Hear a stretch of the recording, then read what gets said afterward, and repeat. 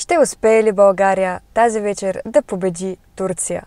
От 21:45 на стадион Васил Левски трикольорите посрещат южните си съседи в матч от квалификациите за Мондиал 2026.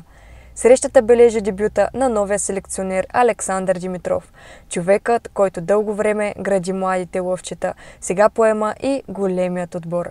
След тежки загуби от Испания и Грузия, България е решена да покаже другото си лице – по-агресивно, по-смело и по-обединено. Добрата новина е, че Кирил Деспотов се завръща с капитанската лента, а до него ще видим и Петко Христов, който отново облича националния екип след 2 години отсъствие. Турците идват със всичките си звезди и с обещание да променят статистиката. Но на стадион Васил Левски България никога не е губила от Турция. Ще запазим ли тази традиция и ще даде ли Александър Димитров ново начало на националите? Според мен матч ще завърши 1-1, макар че пак казвам доста оптимистично, но няма как да кажа, че ще завърши 2. Просто сърце не ми дава.